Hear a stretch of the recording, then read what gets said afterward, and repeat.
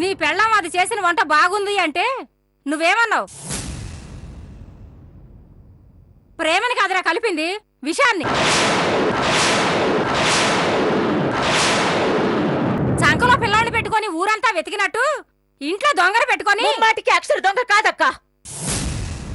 పెద్దమ్మ చెప్పింది నిజం కాకపోవచ్చేమో కానీ అబద్ధం మాత్రం కాదనిపిస్తుందమ్మా.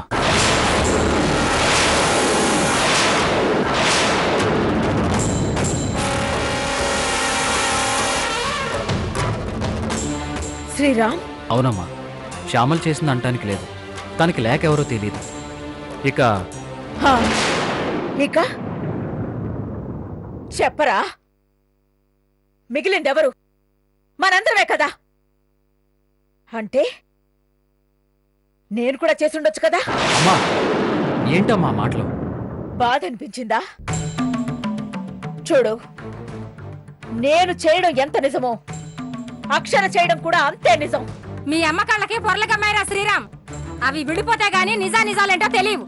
అదే మాట నేను అంటున్నానక్క. ఈ చెంచు చేసిందంటే మీకెవరికి అనుమానం రాదు. కానీ అభం శుభం ఎరగని దాని మీద మాత్రం అబాండాలు వేస్తున్నారు. ఎవరు చేసినా ఫలితం మాత్రం నా కూతురు అనుభవిస్తోంది కదా వదిన గారు.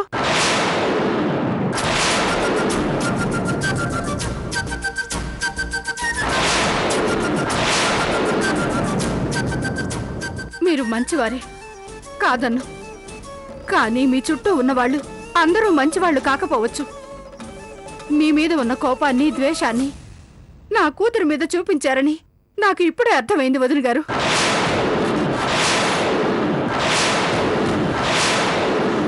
అంటే ఏంటి వదిన గారు మీరు అనేది? మేమే చేసామనా?